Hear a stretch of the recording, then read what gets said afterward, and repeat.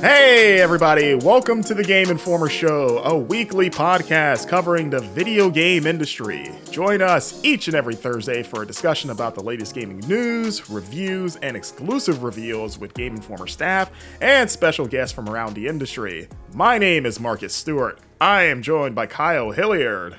Hello, your pal in this world is what I like to go by these days. Thank you very much. All right, I threw a sphere and caught you as a person, though, because apparently you can catch people in that game. And that can put me to work. It's not weird or controversial in any way. No, that's like you didn't come from a different game, did you? And speaking of pals, we have another pal here, Wesley LeBlanc. Hi. Hello. Wesley's throwing up for audio listeners.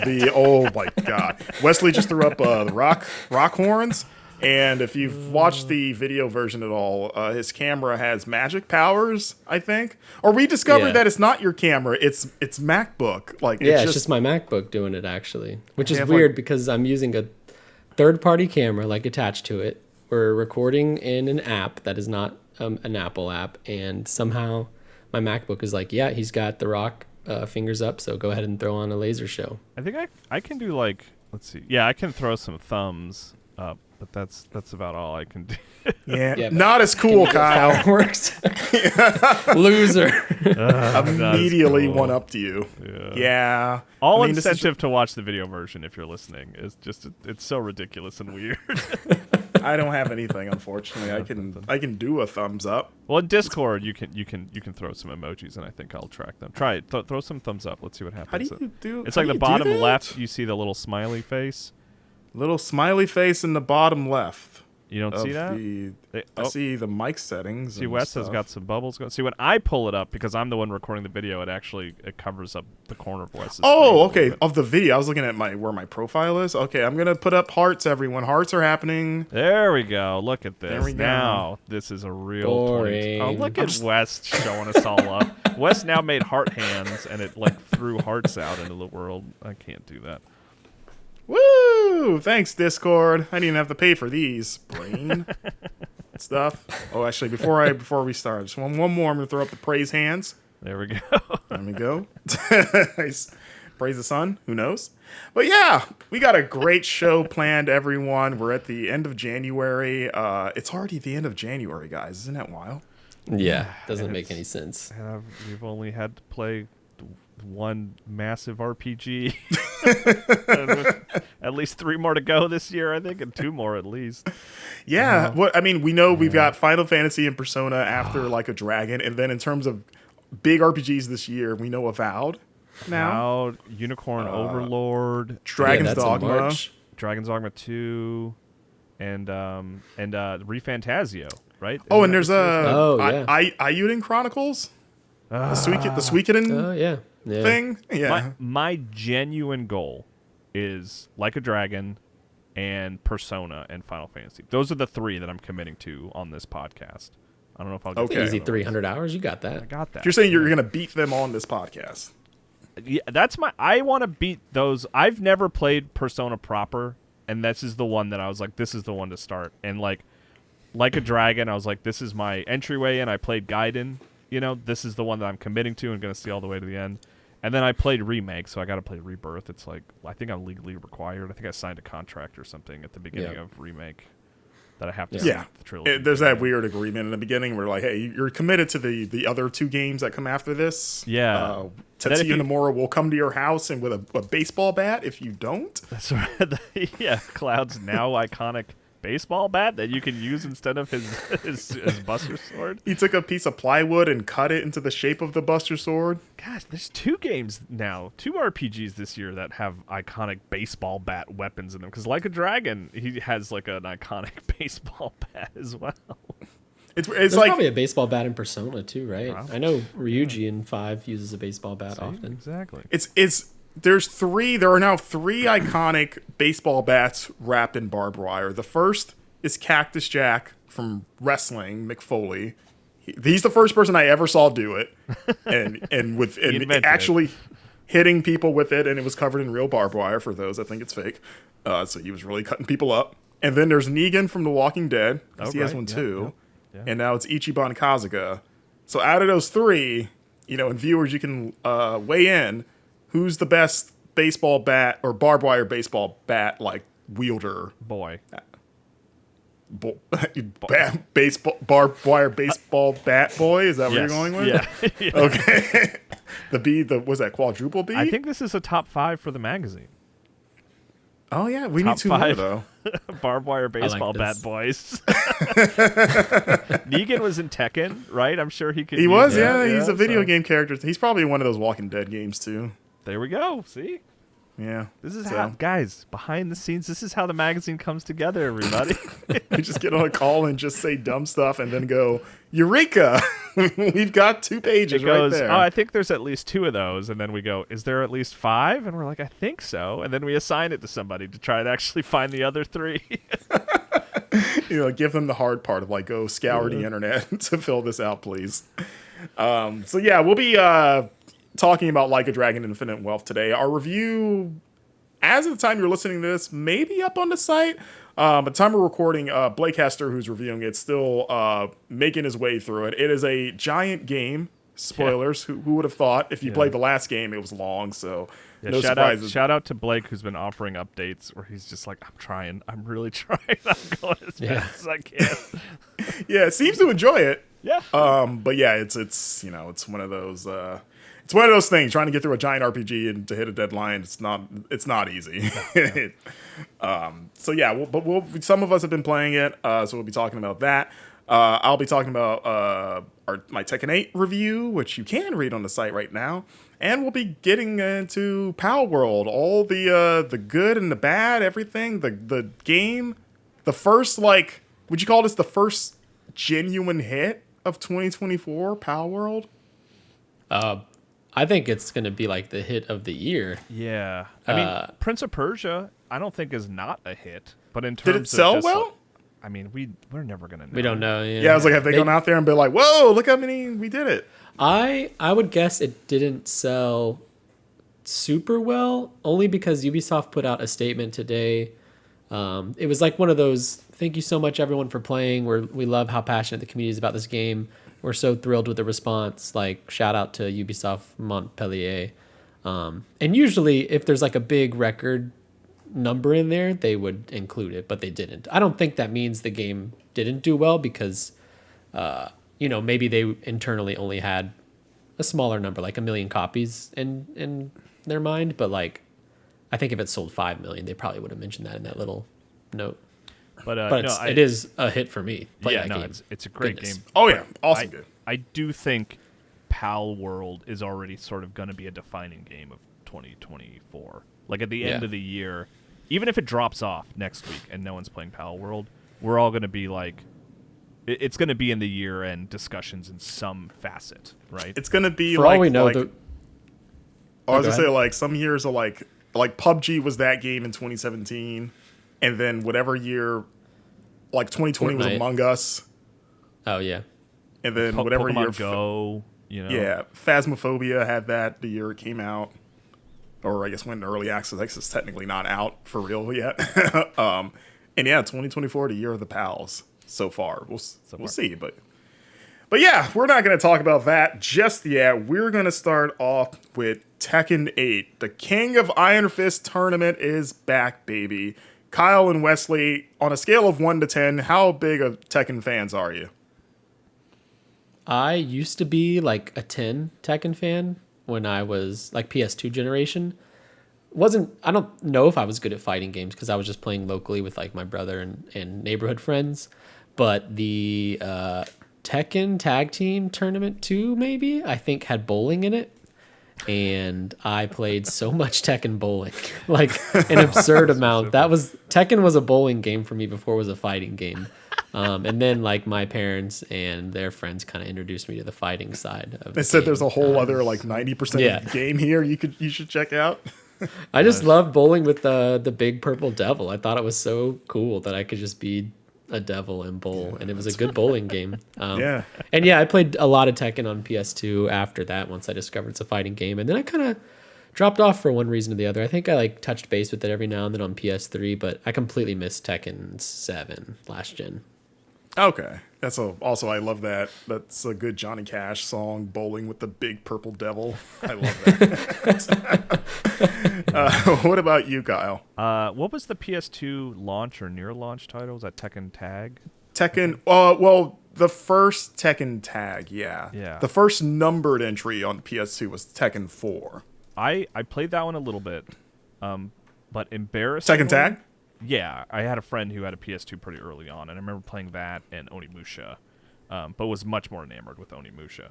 And I think this is quite embarrassing. I played 2 rounds of Tekken 8 this week with my kiddo, with my daughter. Once again, she played the bear, and then she played the panda bear. Right? That may be the most Tekken I've ever played. 2 matches. Was she good with Kuma and Panda? It was pretty well matched, 2 novices going in there jamming buttons and hoping for the best.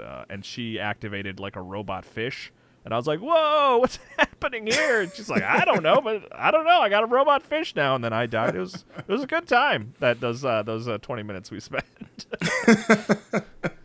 Okay, I wanted to gauge because fighting games are always very I guess specific to people. Like, is it like you either love them or you don't? A lot of times.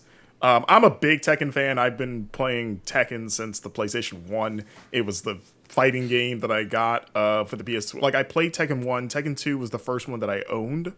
And then I've had every one since then. Tekken 3, one of the best fighting games of all time, in my opinion. And kind of a turning point for the series of like, okay, this is... Tekken 3 felt like the moment where we started talking about Tekken alongside, like, Street Fighter and Mortal Kombat. In terms 3 of, like... specifically? Oh, yeah, 3 was a big deal. And that was PS1, right? That was the last PS1, yeah. Okay, cool. It's funny because if you look up footage of Tekken 1 and Tekken 3, you can even see the leap in terms of, like, presentation and graphics. Like, okay, in a short amount of time, they figured out how to get juice out of this thing. So, like, I've been, like, invested in the series since then. Tekken 7, I probably didn't play as much as I normally would. I did play a lot of it, but, like, when I think about how much time I spent in, like, previous entries, 7, I like in terms of playing like online and multiplayer, I fell off faster than I normally do. And I don't even know if that was like an indictment of the game itself. I think it was just like a consequence of other things that I was playing.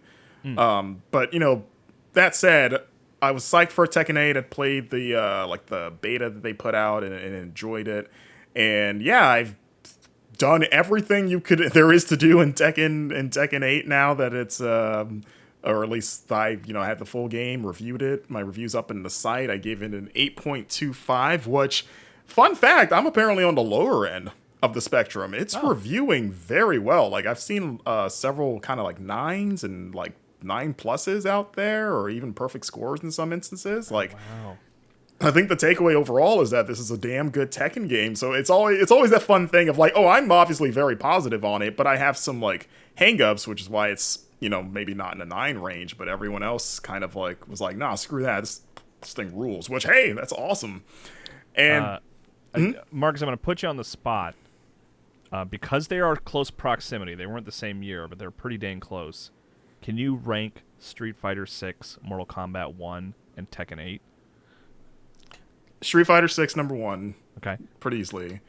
And I think, honestly, I will put Mortal Kombat 1 second. Okay. All right. And then for now, Tekken is last. That is not to say that Tekken's a piece of garbage.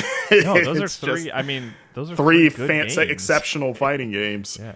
And yeah, I'll get into my review or into like I guess my review as to why that is. A lot of it is honestly just the full package of Tekken 8 rather than just the fighting itself. So in terms of the core fighting, the big new thing that they added is the heat system, which is this new meter that you have, and you build it up through fighting, and then when you activate it, for the duration of the meter, because it expires relatively quickly, your attacks do chip damage, where even if you hit someone, even if they block, they're going to take like a more damage than they normally would.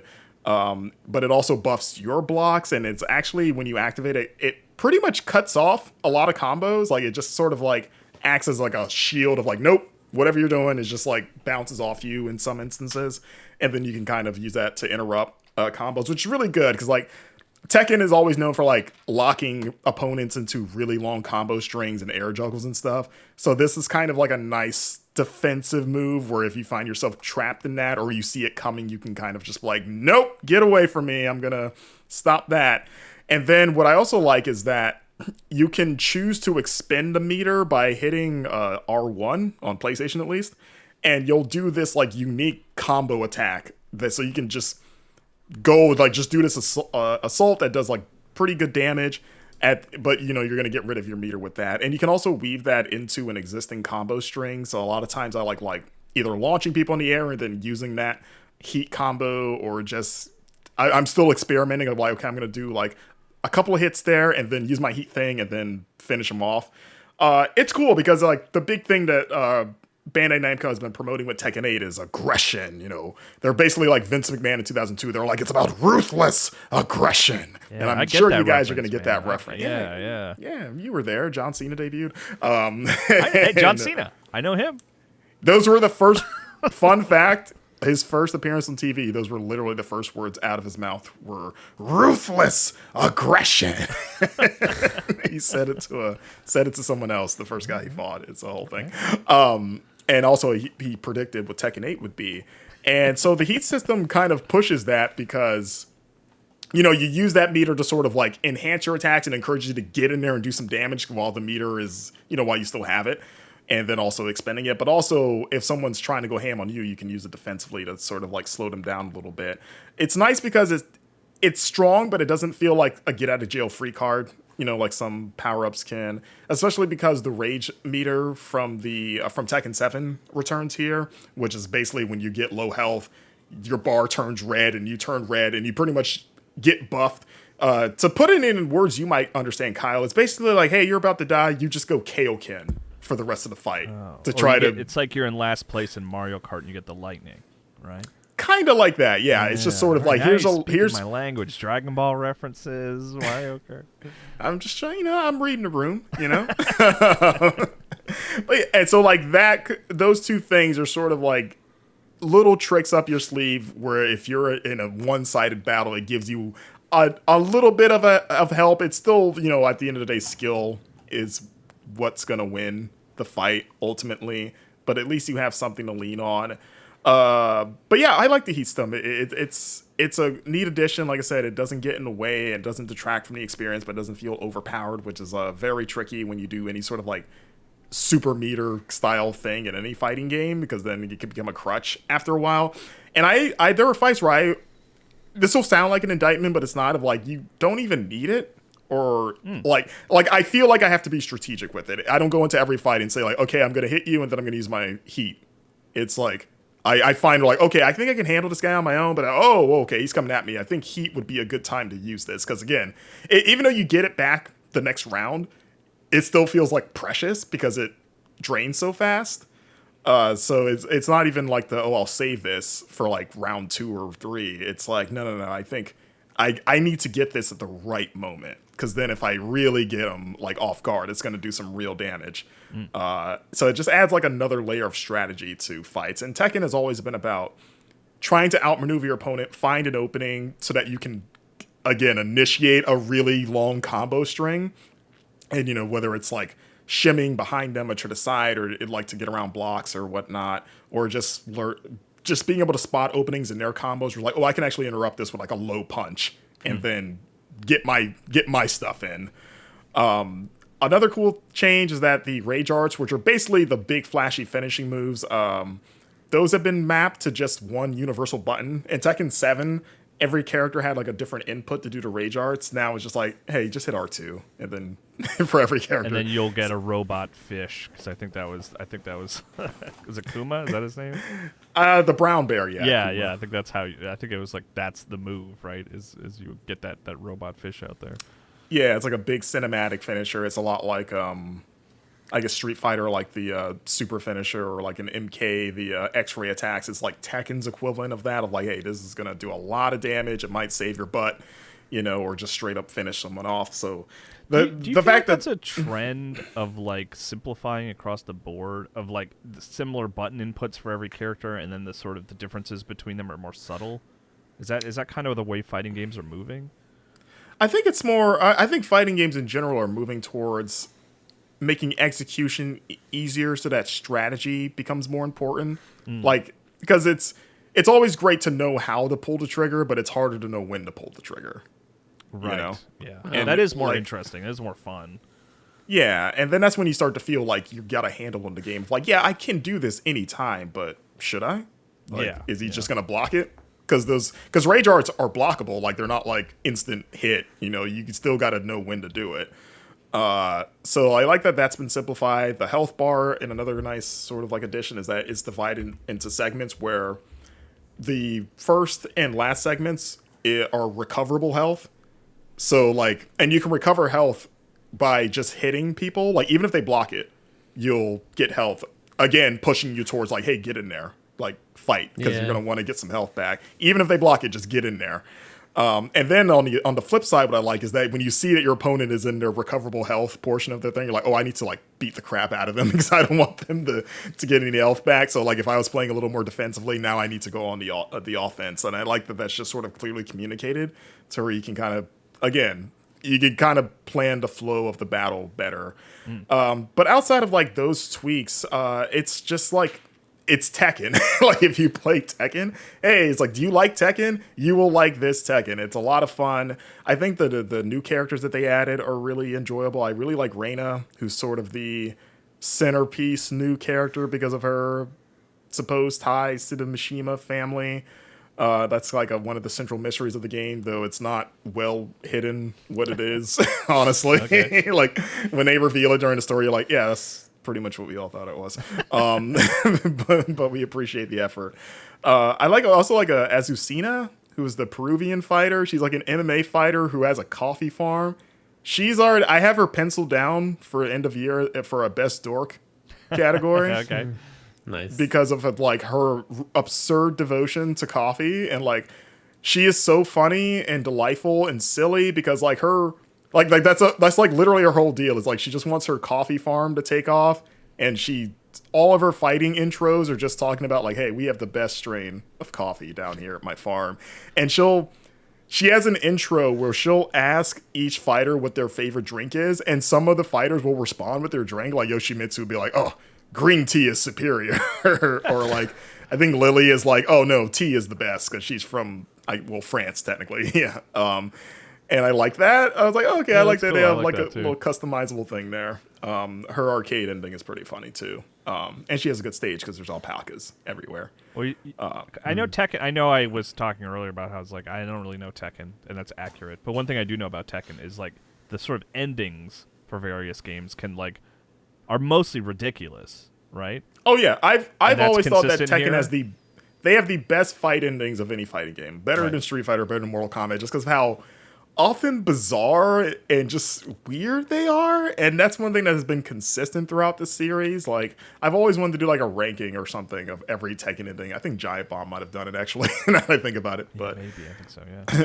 yeah, but like, I can see why they would do it, because I'll still look up endings from like, I don't know, Tekken 3, Tekken 4, just to be like, I don't know, the nostalgia, and also like, these are so dumb. I feel like a selling point of 7 was it had the archive of all of them, didn't it? Yeah, and I missed that for 8 because the gallery for 8 is very slim compared to 7's, and I don't remember if 7 was like a milestone game or like an anniversary, and that's why they did it. But I wish they had just. I would like that to just carry over every game, and you add the last game on top of that. Because it's just, I mean, obviously it saves time going on YouTube and looking it up and getting like a questionable quality version of it. But also just as a celebration of Tekken's history, it was really nice in 7 to just have them all there to watch. When you say endings, do you mean after each individual fight, or like at the end of an arcade, like tower climb type thing, or the story ending? I mean, they have usually all of them, like all the cutscenes that you unlock in the game, but I'm specifically referring to like end of arcade ladder for a character. Okay, gotcha. Yeah, like they're non-canon endings usually, or like the majority of them are, and then you're like, they're almost like what ifs, what would happen if Paul won this? What would he do with the tournament winnings? Or now he runs Heihachi's company. What's he gonna do with that? And it's like some silly weird thing, or sometimes it's like a weird monkey paw thing of like, oh, okay, it backfired for them in a way they weren't anticipating. And 8 has that, right? 8 keeps up with the weird. Okay, cool, good. Yeah, oh, absolutely, yeah. See, that's a big, that is actually, that is an incentive to me to go, like, pick a few characters and just run through their arcade mode. If like, the endings are still fun and interesting. And what I've liked about the arcade mode is that they've pretty much taken that and separated it into, now it's called character episodes. So it's not just go to Versus or arcade and just play through a bunch of characters. Like, you can still do that, and there's still like a final boss, but that's not how you get the endings. Like, you got to go to character episodes, because now they tailor the fights to that character a little bit more than just, here's a random selection of fighters you're going to work through. So like, if you play like, I don't know, let's say Jin, and then you're like, okay, the first person that Jin fights is going to be someone that actually means something to him in the canon. That's and maybe they might have a line of dialogue to reflect that. And then like, there's some random people who fight in between, and then the final bout will change. Like, it'll be a different person that you fight last based on that character. And then you get your special ending. So they've tailored that a bit more in a way that I enjoy. So like I said, like, the one-on-one fighting is great. Everything else about it is fine. And that's the reason why I gave it an 8.25. Again, a good score. But the cinematic story mode, which focuses it's pretty much like the finale of like, okay, we've been building up to Jin versus Kazuya, father versus son. Heihachi's out of the picture because he died in Tekken 7.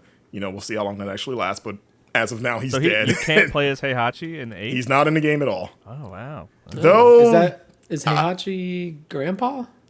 He's, you know, the guy that you see on Tekken with the weird spiky hair? Yeah. Yeah, that's Heihachi. He's pretty much the main... Is he just a recurring villain? Or? He's the grandfather. So the Tekken, the main characters of Tekken are this bloodline. Like, Heihachi was the original villain of Tekken. Which by the way, real quick, Heihachi in my heart is the worst guest character of Soul Calibur 2. That's how I know you're right. You're absolutely right. right. I'm a Tekken fan, and I remember being disappointed that's because I had a PlayStation 2. Yeah, so I was like, like, and we get Heihachi? It's like Xbox got Spawn. What does that have to do with anything? Like, we couldn't get like Dante or something? Yeah. But anyway, sorry, I cut you off. I really, it's important to me to get that joke in there. So please. No, I agree. I feel your pain. But yes, Heihachi was the main, he's pretty much like the main villain of the series, or for most of it. And then his son Kazuya, who was the protagonist of Tekken 1, when Kazuya beats him, because, oh god, we're getting into the weeds, but like, I'm sure you guys know the joke of Tekken of like, people get thrown off cliffs and or into volcanoes. Yeah. Like, it started with Heihachi throwing Kazuya as a kid off a cliff because he has the devil gene, which is the purple devil thing that you bowled with, Wes. And it's part of their... so I played as... Okay, cool. Yeah, like it's part of their bloodline. It's more or less like, imagine being a werewolf, more or less of like, they have this monster inside of them that it can trigger and it turns them into a monster and it makes them super powerful. Like, and for some reason that's been spread through their bloodline. Tekken 7 dives into like the origin of like, whose side of the family did it come from? Was it Heihachi's or was it his wife, who was not really mentioned until Tekken 7. And then he throws Kazuya off a cliff as a kid. He's like, oh, this kid's going to be strong and turn into a devil and kill him. He survives it. Tekken 2, Kazuya beats Heihachi, or actually the end of Tekken 1, he beats Heihachi, throws him off a cliff in a very hilarious ending. Then he takes over the company in Tekken 2. Heihachi comes back, beats Kazuya, throws Kazuya off into a volcano this time because it's like, well, the cliff didn't work. Then Kazuya is dead until Tekken 4 when he comes back. And then, but in Tekken 3, Kazuya's son is introduced, Jin. And then Jin pretty much has been the main character since then. So Jin, who has the devil gene but is a good guy, and he's kind of like a tortured good guy because he's like, oh, I want to beat my father who's an ass and my grandfather who's an ass, and we all hate each other, and we're all trying to vie for power, and it just kind of been this blood feud for pretty much most of the series. And then Kazuya killed Heihachi in 7, and now it's Jin and Kazuya, father and son, going at it to see who's going to take over each other's devil power, or like in Jin's case, he's trying to get rid of it, and he's been trying to get rid of it since Tekken 6, like with not much success, and yeah, so that's kind of where we're at. I'm sure you guys all understood that, right? Well, there's that video online of the Succession actor explaining. Oh yeah, Brian Cox. I did. Yes, yeah. I watched some of that, which was pretty fun. Yeah, that's what you should watch. Don't listen to me talk about Tekken's story. Go watch Brian Cox recap it. I'm sure he does a better job. He's a big Tekken fan, probably. Oh, for sure. Yeah. I mean, is Tekken just basically Succession? I haven't seen Succession. Less physical fighting, but emotionally same. Yeah, they're the same. It's like emotional throwing someone into a volcano. Yeah. It's like maybe these people probably deserve to be thrown into a volcano, but you love to watch them fight over who's going to go into the volcano. See, that's probably why they got him. Because it is a lot of family drama about who owns this company and who doesn't, and who wants devil power and who doesn't. So that's something I was going to ask is for whatever reason, maybe I've followed Tekken more than I thought without playing it, or maybe I just remember from a kid, but like the main narrative is like kind of businessy, right? And like company focused, but then they just settle it with fights and tournaments. A tournament. So the King of Iron Fist tournament is Heihachi's tournament that every game, there's a reason for why he hosted. Usually it's to draw Jin and or Kazuya out. And then some games, the winner gets to run the company. Sometimes it's money. It depends on what it is. In this case, because Kazuya now runs the tournament, the whole story is like he wants to kill Jin so that he can be the sole devil and rule the world, because now he runs the Mishima Zaibatsu, which is the company. And then so his stipulation for the tournament is that every fighter who competes, their country that they represent is like on the line. And he's going to establish a new world order based on who succeeds in the tournament. Where he's like, literally all the countries will be ranked based on how your fighter performs. So if your fighter loses and they're from Australia, then Australia is like screwed. Like I will wipe it off the map. God, okay. And then to bring it back to Dragon Ball, this is the Cell games of the Tekken universe. It pretty much is, yeah. And Heihachi is Cell. Okay. I mean, yeah, because his whole thing is like he believes in like, even though he's a villain, he still has this like very like warrior kind of code of like, he's like, oh, I'm trying to bring us back when like we settle things with fists and technology has made us soft and I want to see who's the strongest. Like only the strong survive, that kind of thing. So basically everybody's grandpa. Yeah. He's pretty much just like, back in my day, we threw people off cliffs to solve our problems. Yeah. So he's like, yeah, all right. So, compete. And then, if you do real well, then your country is going to be like looked at favorably in my like new world, basically. So like everyone shows up for this. It's really goofy and dumb because there's like an arena of people cheering and having a good time, even though like there's no reason to cheer. Like your country, like your continent is like on the line here. I don't know why anyone would be happy about this, and the whole story is Jin trying to come to terms with having the devil inside of him, and like how can he use it in a way that doesn't, because it feeds on hate, and he doesn't want to feed on hate, and all the other characters are there trying to motivate him. Like, it's literally Rocky, where he gets beat in the beginning by Kazuya, and he's like, oh, I don't have the strength to fight him. And all his friends are like, you got to find the strength to fight him. We'll help you. And we got to take down Kazuya. So it's just him trying to get strong again to face him again. It's stupid. It's stupid in the Tekken way, which I like. But in terms of the mechanics, it's very uneven. It's the best cinematic story they've done. Like, it's way better than Tekken 7's, which was pretty rough with that really boring journalist guy narrating it. But there's still some problems with 8. Yeah, who needs them? Like, there's one point in the story where they have the tournament proper, and they do like a cool like choose your fighter. Like, they have brackets, and you can choose which fighter you want to use. So I was like, oh, is this gonna like affect the story about who sticks around?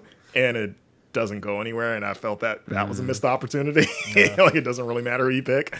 I think the biggest offender is and they've shown this in the trailer, there's like a straight up like Avenger style battle, which is wild for Tekken. Like, literally a giant battlefield with all these soldiers and all the Tekken fighters charging and getting into like, I compared it to the Wakanda battle because it's like in a big open like field and stuff like that. It's like, oh my god, this is their Wakanda battle. But the way that sequence plays out in game is that they shift to like a almost Dynasty Warriors-esque like brawler, where you're surrounded by dudes and you're just using the Tekken controls to punch a bunch of guys. And it's very, if you play Tekken 3's Tekken Force mode, it's pretty reminiscent of that. Of like, it's just sort of like they whip together a weird brawler using the Tekken mechanics, but it doesn't feel great because again, it's the Tekken mechanics and like as a brawler, and it's like functional, but it's not fun, and it lasts for way too long. Like you have to go through multiple characters, and you each go like, all right, go kill like 20 guys. And then it's like, okay, we're done, right? And then it jumps to another part of the battlefield. And it's like, all right, now it's my turn. And then it's like, oh my God, we're doing this again. Okay. It's fun. Again, like there's some silly stuff that happens, but just playing it, it's like, I don't want to keep doing this. Can we just do more one-on-one fights, please? And then the final battle, which is amazing from just spectacle, but it goes on for so long. It like you were fighting the final confrontation. It has to be like 10 rounds, maybe 8 or 10 rounds. Like it just goes. And keep in mind, this is the hardest fight in the game. So it's like the guy you're fighting is hard. It's you're not even accounting for like if you're dying and retrying, not from the beginning, but just redoing that round again. So it's adding on to it. And then when you think you're done, you're like, okay, this surely is over, right? And it's like, nope, round like 19, let's go. And you're like, oh my God, we're still doing this? Like, how many times do I have to beat this guy? And it almost feels like it starts to become a parody of like itself, but it's not. It's like totally serious. So I was like, by the time like before like I was done, basically, I was like, I'm ready for this to be over. Like, I don't know why we're still fighting, because especially like nothing's really changing here. You know what I mean? Yeah. So I just feel like I think like the halfway point, the story starts to kind of fall apart a bit in a mechanical and design sense. The narrative isn't like amazing. It is the most like cliche anime thing ever. But again, it's fun for just the over the topness of it. But then because the rest of it, like design wise, is just not great, especially coming off of like Mortal Kombat story modes and Street Fighter did a different thing, but like the World Tour mode I thought was really well done for what it was doing. I think this is still it's just too uneven for me to really like. I thought about like, would I ever run through this again? And it's like not in its entirety. I would definitely cherry pick chapters and skip like maybe 40% of it. So I think that's kind of an indictment, honestly, for it. Yeah. And I wish I could skip this for any video game. Is like, you're like, I would not play this again. The other big story mode is called Arcade Quest. It's more or less a tutorial for the game. Like if you're playing Tekken 8 for the first time and you're a newcomer, that's because you can use the regular story mode to sort of like introduce the mechanics to you, but doesn't teach you anything. You're just sort of like funneled into fights. Whereas Arcade Quest actually tries to teach you like, hey, here's how the heat system works. Here's some basic combos you should learn, but like the story itself is the opposite of the main story, where it is the blandest, most boring thing, where you make a little Xbox 360 avatar, and it's more or less set in the real world where Tekken is a video game, and you and your friends are just like really into Tekken. Like they love Tekken. Like the main guy in your group just goes around saying how like Tekken brings people together and is basically maybe responsible for world peace. I don't know, but he's just like really singing the praises of Tekken. He's almost like evangelical in his love of Tekken. That's really that sounds kind of fun, actually. Like in a stupid way. It's fun in a stupid way until everyone's talking and you're like, oh no, there's no like irony or like there's no like it's not funny. Right. It's not like, it's just very saccharine. Like it almost feels like a kid show to teach fighting game etiquette, because the whole point of the story is that you meet like the prototypical anime bad guy / rival who like everyone's having a good time because they're like, I like to play Tekken my way. I'm really into character creator. I'm really into doing flashy moves. And this guy shows up and stomps in their front and says, no, Tekken is about power and being the best. And then your friends are like, yeah, and your friends are like, we'll show you, like Tekken's for everyone. And that's like literally the whole plot. It's just that. And you can tell the villain's a villain because he's got a trench coat, and his slick back hair. He's basically Seto Kaiba. See, this is the equivalent of the bowling mode, right? Like for a young Wes, like this would have been his destination mode, and then he would have been like, there's a whole other story here, I mean, but you're still just doing a bunch of regular Tekken fights. Like you're traveling from arcade to arcade. You beat a bunch of people. You beat the top dog there. Each arcade more or less teaches you another aspect of the game of like, okay, the the people in this arcade are more defensive focused. So this is where we're going to teach you how to get through blocks and do grabs and stuff like that kind of thing.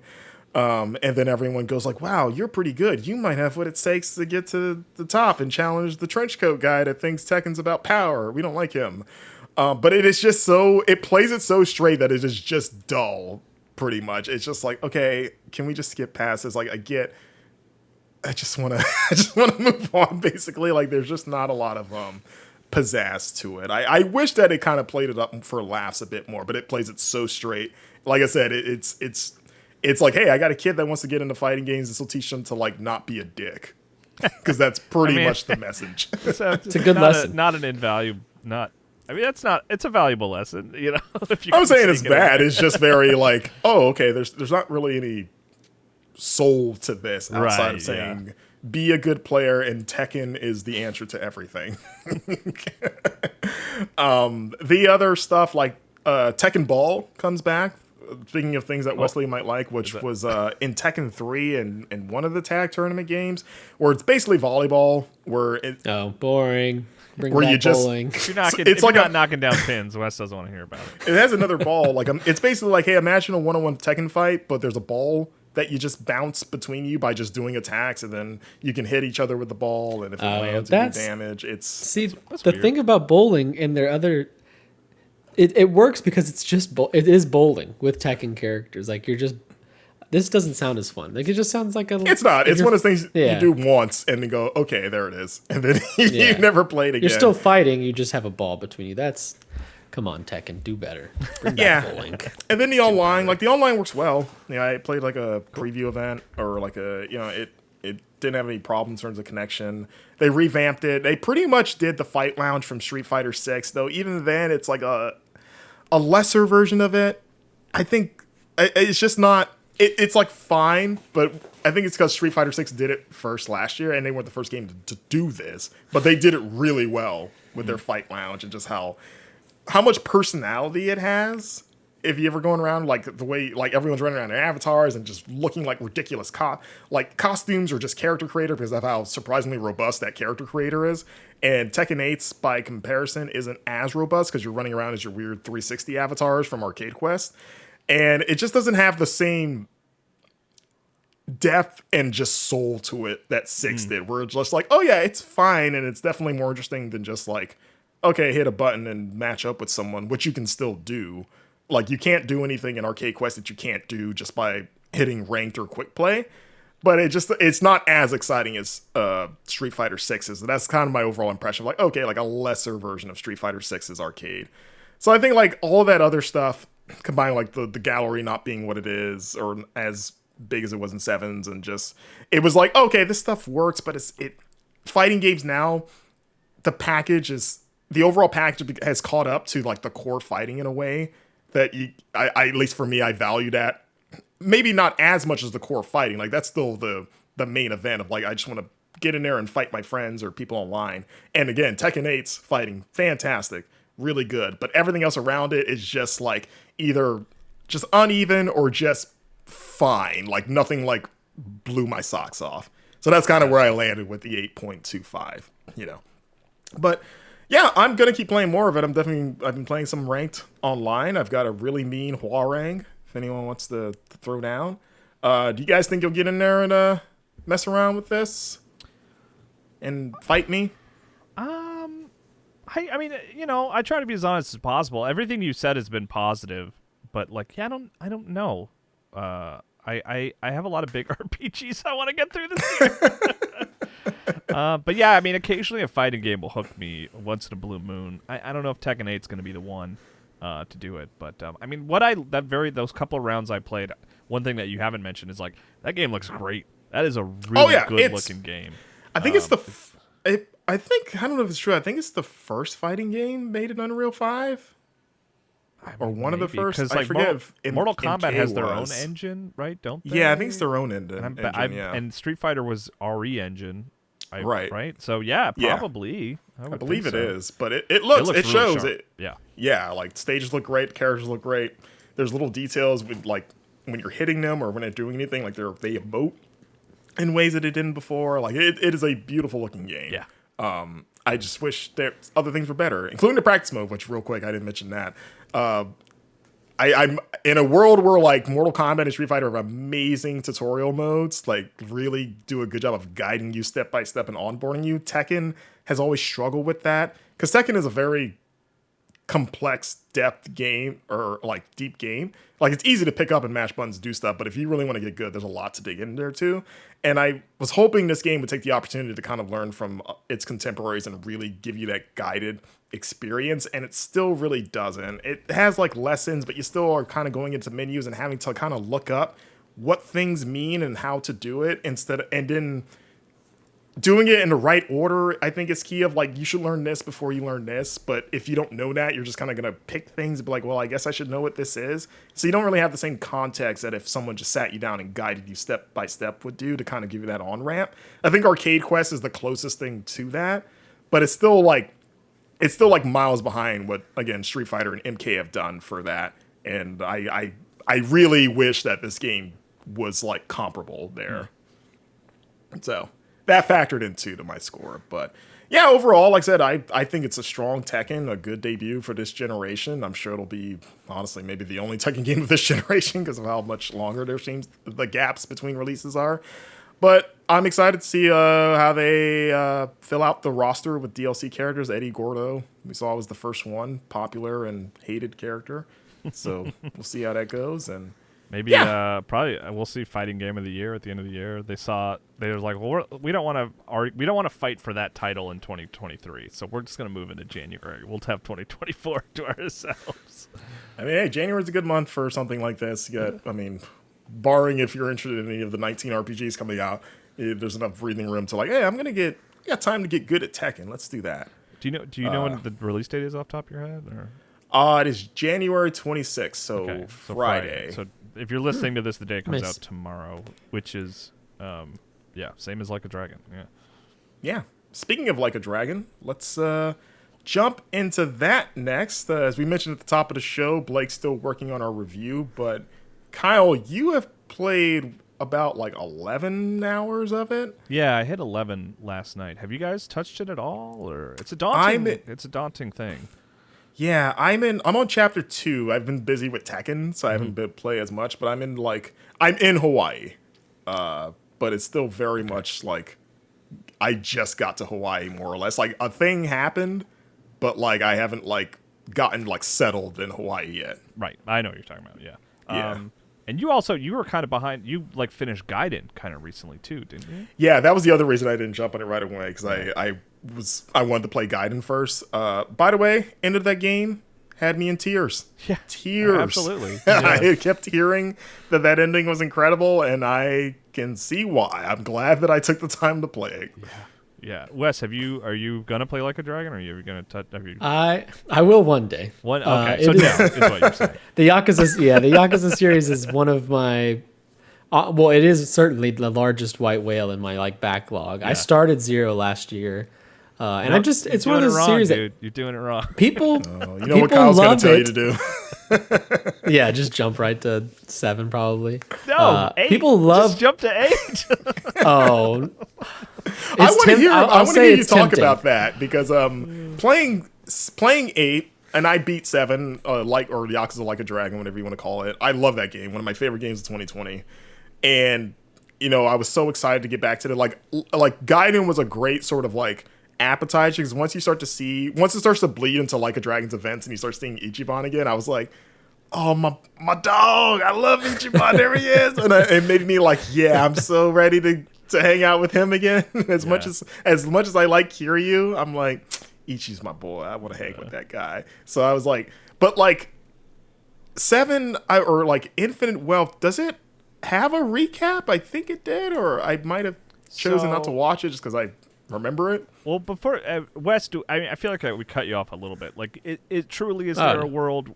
I mean, if we're being realistic, like where you jump into this game, or you want to play the others first, or at least some of them. No, I do want to try to play the others first because people that love Yakuza, like, it becomes their favorite series ever, and I'm at least allured by that. And people say if you're gonna try to do the whole series, start with 0. It's great. I've heard that too. And I'm like 10 hours into Zero. I started it last year, and I really, really like it. So I'm going to try, but I am also open to just like YouTubing certain games if I don't vibe with them, because I've heard while Zero is a great starting spot, it's also like a modern remake of the start. So then jumping over to the next ones after that, it feels older. But with the intent originally to get to Yakuza Like a Dragon, because people love that game, and now Infinite Wealth on top of it, which people seem to be big fans of. But I don't know. I'm your piece that's on GameInformer.com right now had me curious to kind of just jump in without any knowledge of it, and I'm sure there's going to be other stories like that. Right now, it's just kind of reviews from people who know this series well. But there is that part of me that's like, what if I just jumped in? It seems like a great RPG. Yeah. I can just Google whatever I'm lost on. I live there, man. I built a house Yeah. there. No, I'm cheating a little bit because my wife loves 7. And I watched her play a lot of that, so like I'm at least somewhat. Oh right, so like, you're not like coming in completely. Yeah, like I blind. I couldn't tell you the plot of 7, but I saw enough moments from that game where I was like, oh man, Ichiban is such a charmer. I understand why everyone loves him. Like you so saw much. his friends were like, I know those guys. That's the crew. Yeah. I like and there is a very subtle recap in the beginning that really doesn't give you a ton, but like I think it's like right in the beginning. One of the I could be wrong about this, but like Ichiban wakes up and he has a he has like these photos of these two men in his room, and and it prompts you. It says like, do you want Ichiban to like tell you who these people are, or do you want to just start the game? And I press chose R3 and L3 to accept the truth. Yeah, that's right. So he gives you a little recap of like, this guy was my father figure, and this person was yada yada, and it gives you like a little background. And I did play Gaiden. Like truly, my thought was like, Gaiden, the man who erased his name, to be clear, is like, I know a little bit about Ichiban from watching someone play a lot of the game. I know people love Kuryu, but I don't really know who he is. I'm gonna eat this little appetizer, which will give me the taste of the game, what to expect without this like crazy commitment. And I'm grateful that I did that. I feel like that was the perfect like, why don't you give this a shot and see if you want to play this game. And it's funny because my takeaway from that game was like, I don't really like the combat. Like I was like, I'm not really enjoying the beat 'em up. I'm not really a big beat 'em up fan of that genre in general. And it was like immediately playing Like a Dragon, the turn-based stuff. I was like, oh my gosh, I like this so much more. I like this so much more than the fighting of the sort of more traditional Yakuza, I guess you could say. But I mean, so I'm 11 hours in. I don't really have a lot of background on the series other than the previous one I played. I'm having such a great time. Like just the tone of that game is so chaotic and anarchic and perfect in that way, in that it goes back and forth between stoic men staring into the camera explaining just the worst things that have happened to them and how they're struggling to overcome that vulnerability that has affected their lives in so many ways, to like the next moment I'm walking out of the bar with a crawfish on my shoulder and the barkeep is like, I'm gonna eat that crawfish, and Ichiban's like, no, this crawfish is my friend. And it's like, it's great. It's so good in that way, in that it just goes back and forth so easily. To me, the crawfish named Nancy Chan. Put some respect on Nancy's name. A character quote unquote that you find in 7, right? And then in the beginning, it's a side quest in 7, right? And in the beginning of 8, you can decide to either bring Nancy with you to Hawaii or leave her at home. I would like to know the boring monster that would say no. Of like, I had that. I was like, absolutely, I'm gonna take you. Like, one, I did that side quest in 7, and it's one of the funniest side quests in 7. Which I'm glad that they were like, oh, I guess it's canon. Yeah. He keeps this. But yeah, I would like to. I'm curious to like if you say no, does it change anything at all? Well, I've only seen a few cutscenes with Nancy so far. So yeah, that's a good question. I don't know why you would say no. I guess like you said, unless you're just a monster. No fun. But so I'm coming right off of 16, which I think we talked about last week, which is Final Fantasy 16. Final Fantasy 16, which is this dour sort of, we're gonna use as many F-bombs as possible, and we're gonna be like, the world-ending calamity is like right around the corner, and it just kind of ultimately sort of I didn't love it, I guess you could say, and it like just left me in this like weird like mood of ambivalence of like, all right, I guess I saved the world. And like moving into Like a Dragon, like it's not necessarily fair to compare them because they're two different games, but just the sort of it just works for me so well that you're a 40-year-old guy in Hawaii, just like trying to stay out of trouble. Like you're trying to find your passport. Yeah, he's never left Japan. Yeah. And it's just like, it just feels like oddly relatable in that way. It's so fun to see RGG's take on America because he's in Hawaii for what I'm getting. It seems like the majority of the game. And they've, to my knowledge, they've never done an American setting. Yeah, I have no idea. But like, even like little things like you play the beginning of the game in Japan and you use the currency there, the yen. And then when you come to America, it's like, all right, well, now you use dollars, and we're going to convert your money into dollars. That was so weird. I've played enough Yakuza games where it's like seeing American dollars is so weird. I know, I actually have 200 something dollars. But I just like that weird attention to detail that really does make you feel like you're in a different country within, even though like I'm an American playing as a Japanese person visiting America, I just like. They pay attention to all that stuff, and then it's so funny because you walk 5 feet, and everyone that Ichiban knows is in Hawaii for some reason. They all have a story of like, he's like, oh yeah, we met in Japan, that time. And they're like, and yeah, they have that throwaway. I'm in Hawaii. I brought my robot cleaner that I invented in Japan. I brought it to Hawaii, and if you could help me with it. And Ichiban's just like, yeah, sure, why not? And funny because they set that up with like one throwaway line in the beginning of like, I think it's Namba that mentions like, oh yeah, like Hawaii is like a very popular destination spot for Japanese. Yeah. So like, yeah, it's very, we go there all the time. And it's also funny because I have a friend that lives in Japan, and then she was the one that actually told me this a while ago, and I didn't know that was a thing. But she's like, I go to Japan I go to Hawaii all the time. That's the only place in the U.S. I've ever visited. Yeah, I went to Hawaii for the first time in 2020 or 20. No, I'm not 2020. It was like 2021, and there's so much sort of Japanese culture there. There's like you see a lot of signs in Japanese and stuff like that, which is a lot of fun. But yeah, I fully admit there is some confusion when it comes to maybe characters and history, and the game does this thing where Ichiban will meet someone that he recognizes, and it cuts to a still image of them from the previous game, but they just are. It's a picture of the same person. So like it doesn't. It's like this doesn't do anything for me.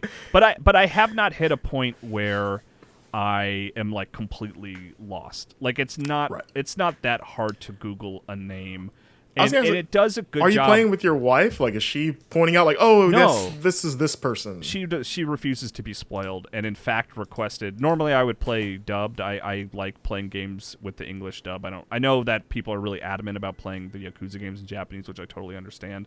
But I've been playing in Japanese so that she can't just accidentally hear story beats or anything like that. So I'm not asking her for information.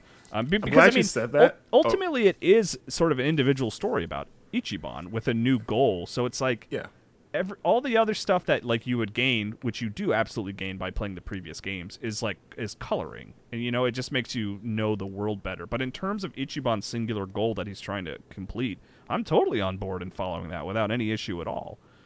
What is that goal? Since this isn't like a save the world type of game, I guess without spoiling. Yeah, I'm trying to say, like, have they said what he's there for in the trailers? They did in a trailer, but I don't think I need to spoil it. It's familial. I'll say that. It has to do with family and stuff like that. And then, of course, the second he gets where he's going, things go crazy, and he meets new people, and like half my party is characters he meets in Hawaii. So yeah, it's funny. I was gonna ask you when you what language you were playing it in, because I'm playing it English, and I played Like a Dragon, Yakuza 7 in English too, because I think the English dub is actually phenomenal in that game. Yeah, like modern dub is very good. It's one of as someone who watches a lot of anime, like they figured out how to do it well. Yeah, like I do not feel bad playing a game in English. I think especially Ichiban's English voice actor, amazing job making him so endearing. But it is weird playing this game, and it's set in America where he's speaking English, but he's actually speaking Japanese, but he's encountering actual English speakers. So like there's like an early situation where he's like, oh, I don't know if people will understand me. And it's weird because we can understand him. So I'm like, I'm like, would this actually be better playing this in Japanese just to make that language barrier more evident? Because like he's talking to like cops or something. And I'm like, can the cops actually understand him? Or are we like supposed to just go with it? Because like he is, it's an English dub, but like he is speaking Japanese. It's like messing with my brain a bit because again, this has never been an issue with the series because they've all been set in Japan. I have been interested to ask someone who's been playing it in English because there are moments where Ichiban will be speaking with Japanese, like to a police officer, for example, who becomes a character a little bit later, who will turn to another character and speak in English. You know what I mean? Like this character, the police officer's bilingual, so he speaks in Japanese to Ichiban, but then we'll have one line of English to another character. And my thought is, I'm like, how do they do that in the English dub? I guess just everyone just speaks English all the time, I guess, right? I mean, there's only, again, to play deeper, there's only one instance, like when you first get to Hawaii, that the language barrier becomes like a thing. Yeah. But they make it clear that the first character you meet can understand Japanese. Like he kind of goes out of his way to be like, yeah, I can speak Japanese. But then you run into cops and you're like, okay, they're ostensibly American. They look very American. There's no way both of them can speak Japanese, right? And Ichiban's trying to talk to them. And yeah, it seemed like they were responding or understand, but it was weird. I was like, I can't tell with the English dub. I mean, so playing in Japanese, I don't want to turn it off though, because I like the English you cast too much. Yeah, so I was like, I might just have to, unless they make it clear later on, I might just have to use my imagination a bit. Yeah, it is odd to be playing Japanese, but like clerks will say thank you in English or like come again, or you'll hear just a floating line out in the world of someone speaking in English in the Japanese dub. It's interesting. This is silly, but when the game comes out and my wife is playing and is like less concerned about spoilers, I might switch back over to English just because I like the dub. I enjoy playing the dub. It's a good dub. So, yeah. But yeah. So you're enjoying it so far overall? You're gonna see it through? Well, yes. I really am committed to seeing it through. Like, ask me again in a month and we'll see if I made it. But like, especially after Final Fantasy 16, not to like crap all over Final Fantasy 16 or anything. It was just like, it's just a nice change of RPG pace. It's, you know what I mean? It's like a much more grounded and sort of relatable and believable story with people who are more fun. Ichiban is like maybe one of the best video game protagonists of like the last decade. He's just super optimistic in his own way and is a goofball and is like, but also like a badass at the same time. Like he is good at fighting and the RPG stuff is fun.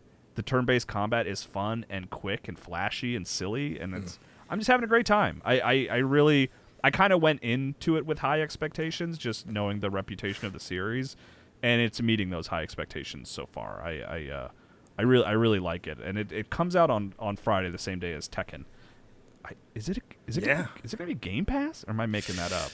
I think wasn't the first Game Pass? I think when the first game came out, it was day one Game Pass. It will not be available on Game Pass. Okay, and there are no plans, according to producer Masayoshi Yokoyama. Okay, but yeah, we don't need to anymore. We're big. I'm 11 hours in, and of what may be like an 80-hour game or something like that. So probably, like, grain of salt and all that. My opinion might change in the long term, but like I really like what I've played so far. Is Like a Dragon and Infinite Wealth, are they hard? I'm trying to finish Persona 5 Royal right now. I'm in like the last 20 hours, and I've been thinking a lot about how the game is not hard, and I'm very glad because it's so long and they kind of, instead of padding it out with grinding and challenge, you're just doing other things. And I get the sense that these games are like that. Like you're doing combat, but you're also doing crazy side quests and running a business and doing the Animal Crossing island. So is there room for the game to be challenging enough where you need to grind, or do they kind of just let you breeze through combat in a fun way? I mean, it's hard to say for both, they're two different genres. For Gaiden, so Gaiden, I more or less ran through that game. Like I didn't really. Oh, sorry, I meant 2020, Like a Dragon. Oh, I know. Okay, so Like a I know. Yeah, Like a Dragon they're can both get turn-based, hard. right? Yeah. Yakuza 7. Gotcha. Yeah. Yeah, that game could get pretty hard. Actually, it had some difficulty spikes towards the end where I was like, oh, okay, I need to go grind. And I was like thorough in that game. Like I did a ton of side quests. And even then there are some walls that you can hit towards like the last third of it with some bosses where you really have to you have to be on your game in terms of like, okay, what is my party makeup? What classes should I use here? And how do I need to have a system because this guy hits really hard. So maybe the healer should go first and buff everyone and do this. Like it gets hard in a way sometimes where maybe it's a little off-putting. So you're like, oh man, I thought it was breezing and now I'm struggling. That's kind of one thing I'm hoping maybe is sanded down a bit in Infinite Wealth. 'Cause I thought the spikes in 7 were a little too sharp at times. Yeah, I don't want to grind. I hope I don't hit a wall where I need to grind. That is a big turnoff for me with RPGs in general. Yeah, the game definitely gives you plenty of opportunity to grind between the street goons, or at least in 7 also had like the fight coliseum that I had to spend a lot of time in to get my party up the buff to fight some people. But I guess overall to answer your question, like yeah, the game can get, if you can't be lackadaisical, like you probably should go out of your way to do side stuff or at least fight people in the street now and then and not just run past everybody, because I think eventually you'll run into something where you're like, oh, I should have maybe spent some more time leveling up before I got to this. For those street brawls, you can pull the left trigger to just auto fight. Yeah, it'll just kind of do standard attacks for you, which is nice for just running around the streets.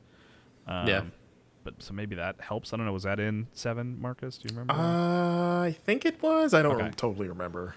But yeah, I am scared of hitting a grinding wall. I hope that doesn't happen. But so far, I've died here and there. Like you lose money. It's not like a big punishment really.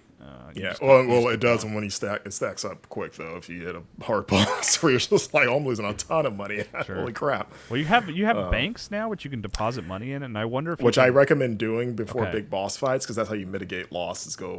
That's what deposit. I thought. I was wondering because it takes away a percentage of your overall like wallet. So if you got if you have a big wallet, you're going to lose a ton. Right. So carry around like $2 basically. Good to know. Yeah. Yeah. But I like it, and I think even if you're new to, this is coming as from someone who has no expertise on the series. I'm coming as someone who is this person. I don't think you're completely out of an insane. I don't think you're an insane person to just start here. Like I play the new fun thing is always my sort of recommendation if you're interested in the series. Yeah. Yeah, awesome. So keep an eye out for our review in the coming days. Which might be on the site by the time this maybe it's already. We'll see. Yeah, in that case, go read it now. Yeah, I'm curious to see what Blake says. I want to read his review. Yeah, I'm sure we'll be talking about it for the next few weeks as we all get deeper and deeper into it and have more things to say. But yeah, speaking of another game that a lot of people have a lot of things to say, including us, is the #1 video game on planet Earth as we speak, Palworld, the Pokemon with guns / survival game / crafting game / sort of Zelda Breath of the Wild. I don't know. You can climb anything. Legally distinct from Pokemon most of the time / Wes, you wrote a fantastic sort of overview about Palworld, about what the game itself is, as well as just the background of it, and then also touching on the controversies that have been generated from it, of people talking about, like, is this good that something like this exists that seems like on paper a potentially like fraudulent game in terms of like, is it stealing designs? Is it an asset flip? Is it this? Is it that? Do you want to dive into that whole report, Wes? Catch people up? Yeah.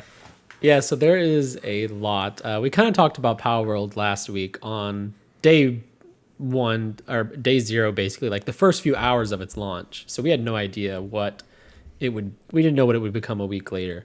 But we talked about it last week. So yeah, it's there's Pokemon creatures called Pals. You capture them with legally distinct Pokeballs, and you can make these Pals basically like do your survival needs for you. Like essentially can turn them into a factory so that you can survive easier, because this is a survival crafting game at its core. It's not a Pokemon game where you're going around and getting badges and stuff, even though you have these pals. But yeah, like pretty quickly after it launched, it started to take off, and I think it has reached the point now where it is a machine almost like feeding itself. People were interested in this game. They have been since its 2021 reveal because of the Pokemon with Guns angle. And I also think survival genre does really well in the internet and with internet culture and Twitch streaming and that kind of stuff. I think it just plays really well to internet gaming and stuff. But yeah, pretty quickly after its launch, it hit a million copies sold in 8 hours on Steam alone. Wow. Which this is also on Game Pass on Xbox, and we're not really getting those numbers. So the numbers I'm going to be talking about now, which are meteoric, are just strictly Steam sales. And I think the game is like $28 on Steam. Yeah, and the game is in early access, so it's not. Yes. It's technically not done. Crossed 2 million copies in 24 hours. And then at that point, it was already in the 10th highest all-time peak of Steam concurrent players, which for an independent team, I mean, that's you can't ask for anything better. They were probably freaking out on launch day about how well things were going. And I know there were server issues, and they had an emergency meeting with Epic to like figure out how to get these servers working better and all that kind of stuff. Pretty wild when you think about that. Yeah. Like they have the clout to pull Epic and be like, hey, we need to figure this out now. Yeah. 3 million copies sold in 40 hours, 4 million copies sold in 3 days. And I believe the latest update was today. Oh, actually, 3 days, it sold 5 million copies. That number is extremely important because PlayStation 5, Marvel Spider-Man 2, the best selling first-party game from Sony, took 11 days to sell 5 million copies. Wow. So this game did it in 3 days. Marvel Spider-Man 2, arguably the most popular and well-known superhero of all time, sold that many on a first-party system in 11 days, which is like, if I was at Pocket Pair, which is the developer, I would be like, all right, everyone, we are good. We are going to this game will live forever like this. We're going to take our cuts. I'm peacing out. Like, I'm set for life. You're good. Like, cashing my chips.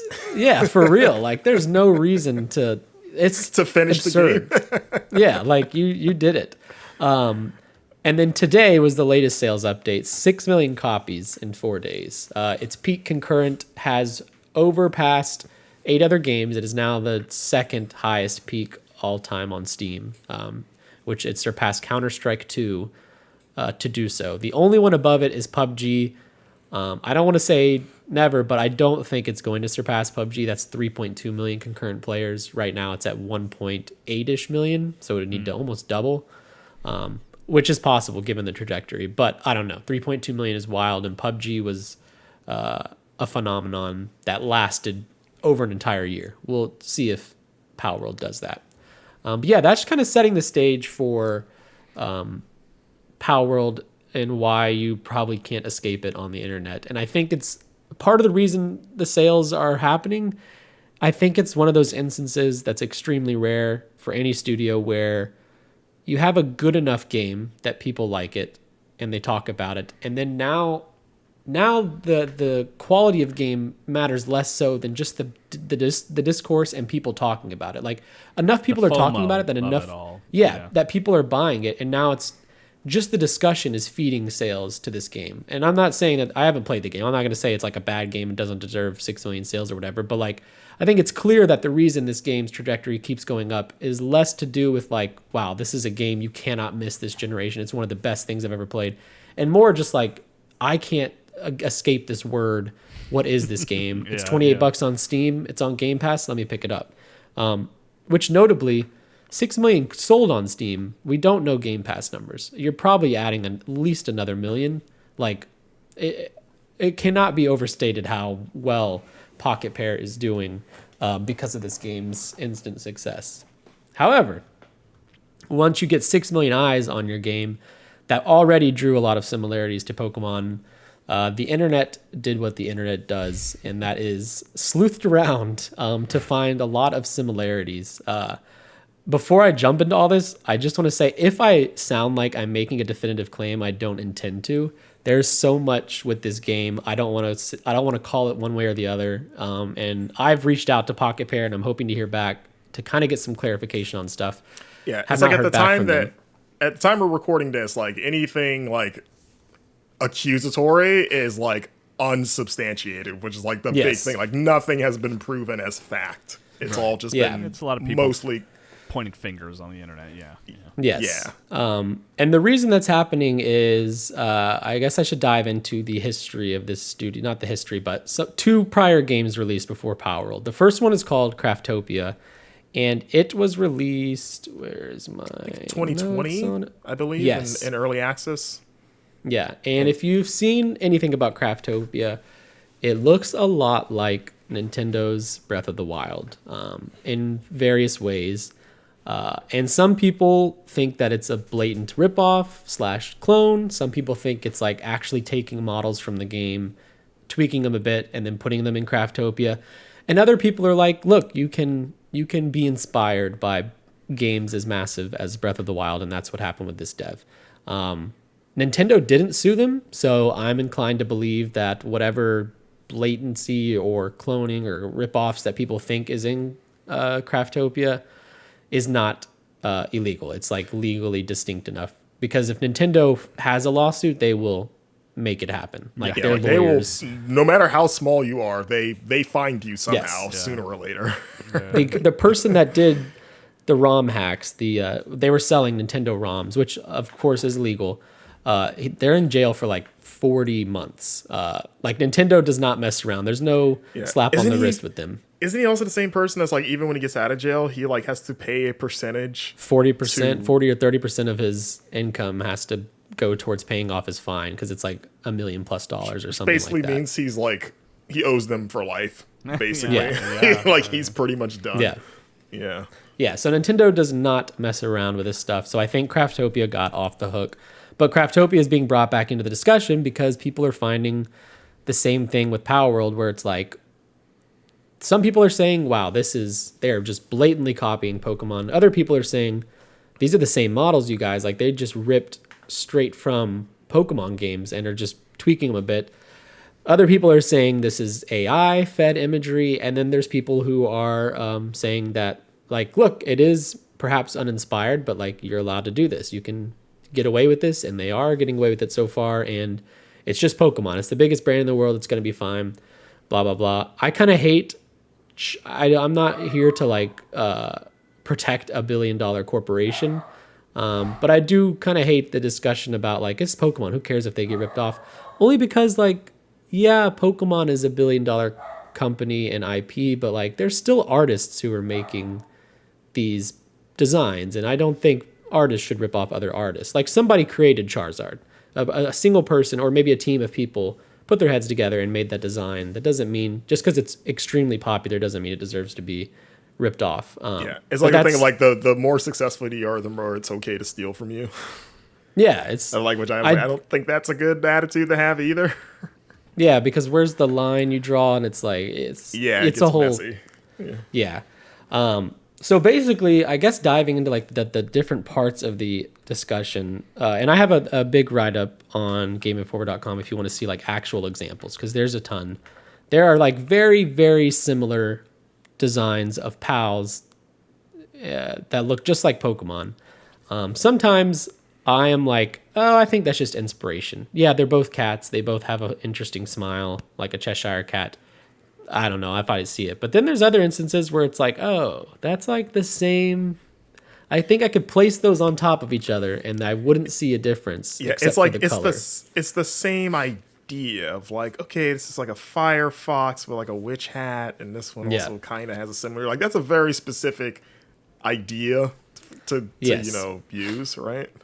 Yeah. And I mean, it's not for me to decide if someone buying this game is okay with that kind of inspiration or unoriginal design, but there's and I think honestly, before you leave that point, like, if there is any like proof of actual wrongdoing, I don't think the onus is on the player. Like at the end of the day, that's the developer. Like I don't like the idea of like if you play this game, you're a terrible person, because at the end of the day, people are having fun with it, and it's like as weird as it sounds, like you shouldn't support this, you shouldn't be playing this. It's like, I mean, people buy bootleg toys and DVDs all the time. Not saying it's great, but they're having fun. Again, it's on the creator to not be shady. Sure. You know? Yeah. It's like Pandora's box has been opened. You can't do anything now that the genie's out. If people are having fun with it, it's just they are not the problem, basically. In it, like they did not commit the crime. Yeah, I agree. It's and it has become this weird conversation on Twitter, which is a well-known great place for discussion. Yeah, about nuanced discussion too. Yes. Yeah. Where it's like there's like Palworld versus, if you have a problem with Palworld, you're in the pocket of Nintendo, and if it's this whole thing, and it's just like a lot of the absolutes.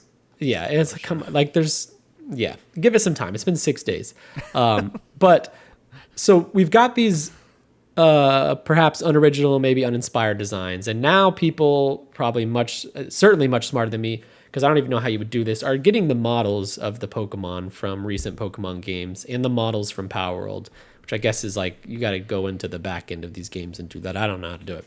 And they're putting the models on top of each other, and they are like, in a lot of instances, 99% the same. So some people are like, okay, they clearly are just straight up ripping the model out of these Pokemon games and then tweaking them in their game to be different looking enough.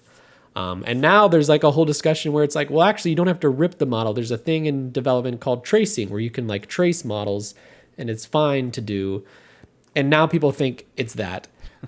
Again, we just have no proof. We have no evidence of this. People have, I'm sure I'm not the only person at a game site who has reached out to the developer. I'm sure they're inundated with emails trying to get any clarification. So we'll see. The last piece of the puzzle... They did have some response online where the founder, who was the person I actually interviewed for a piece that I did on the team basically last year. Back when it was still, is this a real game? Marcus wrote. I mean, honestly, not to toot my own horn, but I was probably the first on the scene to be like, I think this might be something. I want to talk to the team about it. Because I didn't see anyone else have any sort of like toot that horn. interview with them. But yeah, so I was like, see, I told you. That's the CEO Takuro Mizobi? Mizobi, yeah. Okay. But apparently he got on Twitter saying that the team's been getting death threats from people. Like that was kind of like one of the few times he's responded to this controversy, basically saying like, hey, if you have a problem, aim it at me. I'm the studio head. Please don't threaten the artist and stuff. Yeah. This is a translation by Video Games Chronicle, which is another site out there that's great. And because Mizobi's tweet was in Japanese, he basically said, we are currently receiving abusive and defamatory comments against our artists, in addition to tweets that appear to be death threats. So not quite addressing any of these specific accusations. Then his next part is kind of weird to me too, or interesting at least. While we have received various opinions about Palworld, it is important to note that the supervision of all materials related to Palworld is conducted by a team, including myself. I bear the responsibility for the produced materials. I would appreciate it if these comments towards artists involved in Palworld would cease. So again, not kind of just talking around the specific accusations, which is leading people to, I mean, all we can do is discuss it and come up with our own possibilities until they confirm one thing or the other. So I guess go ahead, Kyle. I was just going to say, like, they can't say anything at this point. They can't, nakedly address anyone's criticisms, because if any lawsuit were to occur in the future, which I don't even know if it's really heading in that direction, if I'm being honest, like, they can't have documented pieces of things online of them like addressing it in any way. Like they have to save those discussions for a court, you know. But I understand him sort of talking around things, but also being like, "Don't give us death threats. We don't want those, please." For sure, that's a very reasonable thing to request that people stop pushing towards them. Yeah, even if they did straight up rip models from a game, like. Yeah, you don't deserve death threats for doing that. Like, don't do that. It's not the end of the world. It's not great, but it's not like, oh my god, punishable by death. Yeah. And so like the lack of clarification or the lack of just knowing truly what it is, how these designs came about has led people to a third option, and perhaps the most nefarious if it ends up being the case. So in 2022, they put out a game called AI Art Imposter, which uses like AI art generation to play the game. Didn't really blow up, didn't really become a thing, but it kind of matters in the conversation now because some people think that these PAL designs are the work of like generative AI, such as Midjourney, where you can plug in, I want a monster that looks kind of like Pikachu from Pokemon, but has a blue color scheme instead of a yellow color scheme. And then it shoots that out. And ideally it's different enough to not be Pikachu, but generative AI is, I think a lot of people can see when it is AI versus not. So some people think that is what is maybe what's going on here. And then when they look back at the studio's history, they find AI Art Imposter, which, this team has a game that uses a generative AI, so they're okay with it to an extent. And then they've also found other tweets and like talks that the CEO has done where he kind of is okay with generative AI, which is a very hot topic and controversial thing in the games industry, and just the tech world in general. Especially as it relates to copyright and where generative AI gets its knowledge from. It's usually from artists that it's not crediting, which is the issue. Yeah. Someone did bring up on Twitter, I forgot who it was, but they brought up a good point where they're like, given the studio sort of like they have a straight up game that uses AI, like it's in the title and it's in the Steam description, like they're not afraid to say clearly that their game uses AI. So why would they be with Palworld to kind of like possibly debunk the AI thing? Like I think if it had AI, they would just say it because they clearly are okay with saying if a game has it that they've made. I only mention this because it's one of the main accusations being thrown around, and again, we just don't know. I'm inclined to believe that Palworld is probably is probably fine in terms, like in the eyes of Nintendo. This isn't a game that came out of nowhere. It kind of did, but I mean, it's been around for, like I said, years. Yeah, the Marcus reveal was told us 2021. about it, like 6 months ago or whatever. Yeah, I did. I premiered it. Like the discussion around this game from the jump has been Pokemon with guns. People were connecting those dots from the beginning, and there's no world where Nintendo didn't see this game and maybe question it. And I don't think it takes. I straight up asked Mizobi if they were ever worried about Nintendo, and he said like, "No, we're good. We don't think we have anything to worry about." Like he made it sound like we've ensured that like our creatures or our world is distinct enough to where like he seemed like completely unworried that Nintendo would come after him, which probably that must mean something, right? Like they must have done their homework of like how far can we bump against the line without going over it. For all we know, they might have had coffee because Jordan Midler, who's a great writer over at Video Games Chronicle, pointed out it was this tweet that went viral over the weekend. Pocket Pair's headquarters is 10 minutes away from the headquarters of the Pokemon Company in Japan. So, like, they might have had tea and been like, look, I know it's pretty similar, but I promise we're good. Well, let's talk it out. Who knows? Like the point is like Nintendo has had every opportunity to completely stomp this into the dirt. I mean, guys, I bet Nintendo is more interested in getting Palworld on the Switch than they are. Honestly, I mean, like, that would be probably amazing. What they would rather be doing than arguing about something like this.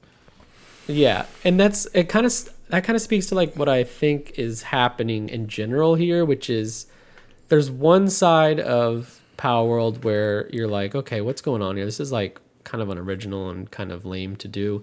But then the other half is like people who were like, man, look at the past Pokemon games. We got Scarlet and Violet. That's $1 billion company making Switch exclusives, and they run like trash. They aren't great looking.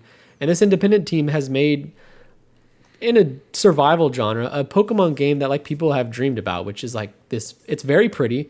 The models look great. There's lots of cool looking pals to collect and have fun with. And I think people are just like kind of yearning for this. Like they want the Pokemon Company to make something like this instead of a game that chugs at like 12 frames per second on Switch sometimes.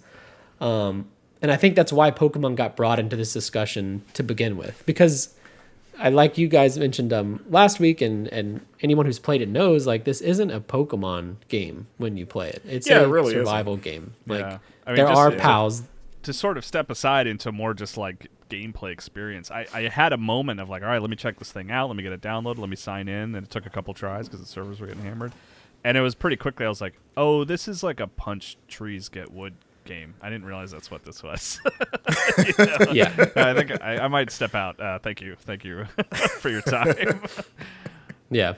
And the last piece of not evidence but puzzle piece I want to add to this discussion, because some people are like, maybe Nintendo is not watching, who knows like what Nintendo's thinking. Somebody had a Pokemon Palworld mod ready to go yesterday. It went viral. It was just Pokemon and Ash Ketchum in Palworld, and it actually looked pretty cool. I'm like, oh wow, that's a very pretty Pokemon looking game. Like, oh, that's the thing I've always wanted since I was a kid. Right, yeah, and that was taken down yesterday night or this morning, and the person that posted already has tweeted like, Nintendo has come for me. Please leave me in your thoughts and prayers. Like, what an ominous statement! Nintendo has come for me. Oh, I'd be terrified. Oh yeah, after that other kid, the one that's paying them money for the rest of his life, yeah, I'd be scared. Gary too. Bowser. But yeah, it's clear Nintendo is watching. Like, somebody is aware of Palworld and what it's doing, because the second Pokemon got put into it by mod, it's gone. Like, that person's probably going to be in trouble, and that mod, you can't even watch the video on Twitter anymore. Yeah, we will never see that person ever again. Possibly, yes. They're hanging out in a room underground with the GTA 6 leaker. But yeah, that is this wild journey of Palworld. It's one of those games where I know every morning when I log on for work, I probably have a Palworld story or update to write, whether it be sales or some other accusation, or maybe Pocket Pair announces something. Like, who knows? But it's always fascinating to watch this kind of stuff happen and see a game take the internet by storm, and then watch how it feeds itself and just continues to grow. Yeah, it's brought an interesting discussion about, like, because another defense for this game is that it's a parody game of Pokemon, which that's the vibe I always got from it, from the trailers. Like, hey, you know, Pokemon's cute and innocent. What if we just made it dark by having guns, and it's kind of like a dark humor? And just the discussion of like, how far does parody go? How far does inspiration go? Which I think has always been a question for a lot of games, because like so many games now, especially like on the indie scene, that are like, oh, I love Symphony of the Night, Castlevania, I'll make my own one of that because there isn't one. And then you're like, man, this is pretty much just Castlevania. It's got a lot of the same stuff. And there's been plenty of Pokemon style games. And what was that MMO Temtem that's out there and stuff? Like, this is not like, I've seen memes of people being like, this feels familiar, and then it's just like, yeah, we just went through this with Temtem. Like, yeah, and it's like I think, like, again, until anything is proven definitively, it seems relatively fair to assume that legally everything is cool with Palworld. I'm using Nintendo as the bar for next. Again, if Nintendo found something and they've had years to find something, that it would be done. We would not see Palworld would not see the light of day, and so far it's doing fine. But especially seeing them jump on that mod so quick, I was like, okay, so they're watching this game now that it's out in the wild, and that's the only thing that they jumped on was the clearly yeah. I mean, that's the other mod. thing about that mod. It's like, as fun as it is, and as much as I would like it to exist, it's like, well, yeah. I mean, I think we can all agree that did cross a line. Like, it's like, what you think was going to happen, kind of a thing. Yeah. There's also like, it isn't. I don't know how Xbox works and how Game Pass works, but the fact that this is on Game Pass, you got to believe that Xbox did some and Microsoft did some kind of check, right? Like, they wouldn't put anything that is going to get them in trouble with Nintendo, one of the other three giants in gaming. I don't know if they're digging into the models and being like, did you take the same wireframe as this? But like, somebody looked at it and was like, okay, we can give this the green light to be on our extremely popular subscription service that millions of people will see. Yeah, that's a good point. And I think also, like, I guess to my point, it's like, legally, let's assume Palworld is right. At the same time, I get why people are upset, because legal doesn't necessarily mean good. You know, like, just because something legal doesn't mean it's right. And I get people being upset of like, oh, this game seems like it has a lack of creativity and whatever. And that's probably true. I mean, I'm not a big Pokemon guy. I only know like first gen. So like a lot of the comparisons go over my head because I'm not as familiar with like the vast majority of Pokemon. But I've seen like the side by sides, and I'll go like, oh yeah, that's kind of like, and I don't look at that as like fraudulent, I guess. I kind of look more of as like, oh, okay, maybe that's just more creatively bankrupt than anything. Sure. But again, that's like kind of lame, but it's not illegal because there's so many games. And again, I'm not saying that this is great, but like there's so many straight up copycat games on like the App Store alone.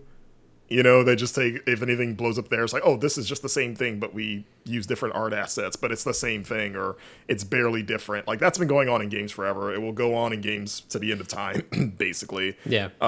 So, like, Palworld is far from unique in that sense. Again, it's, as long as it doesn't cross any legal lines, they can do it. And I think the other thing, but also if you have a problem with it from, like, a creativity standpoint, I don't think you're wrong or should be attacked for that either, you know? I think that oh god, I had a point and I think it just flew out of my head. But I'm too busy thinking about fake Pikachu. But yeah, it's a weird, man. I am curious to watch it, and I'm looking forward to a period in the I'm guessing near future where the discussion around the game is focused on the game itself and what it is and what it is doing. That's what I was going to say, actually. Okay. Was that, I think Which is not... I think it was not Dinga. happening. Not yet. I think it was Dinga at Arcane when he weighed in that he brought up, like... Yes. Even if the game obviously takes a bunch of stuff from other games, which is basically also other video games at this point. Yeah. So that's, again, far from a unique thing. He's like, at the end of the day, it still has to be fun. And clearly, people are having, like, fun playing it. Like, it's not like people are just checking out as people are like, no. I've seen a lot of people online being like, I don't like Pokemon or I don't like survival games, and I'm having a blast with this. So, like, Dingo was saying, like, they have to do something right. Like, even if they took a bunch of ideas, they still have to slap them together in a way that is actually fun and not just a cash grab. You know what I mean? Yeah. Yeah. He was saying you can copy and paste, but that doesn't mean it's going to be a game that people enjoy playing, and people are enjoying playing this still. Yeah, it's like, so they still had to mix the ingredients in a way to make a tasty dish. So, you know, I guess they deserve credit in that respect. But yeah, it's a very interesting game. It's one of those things, again, nuance on Twitter is like, I don't think anyone's like necessarily wrong here. There's like credible, like everyone has like credible points on both sides. They just have to stop screaming at each other long enough to see the other side's, points and go like, oh, I see what you mean. Maybe I disagree, but I see what you mean, where you're coming with that. I'm very curious to see if they come out with like a official response to be like, no, we didn't do any of the stuff that you think that we did. Leave us alone, please. Leave us alone, please. Yeah. I mean, I wonder, like, Adam, we are super ingrained in this kind of discussion. Like, it's part of our jobs, and then also like it's our hobby that we love a lot. I wouldn't be surprised if like a lot of the millions of people that are playing this game aren't even.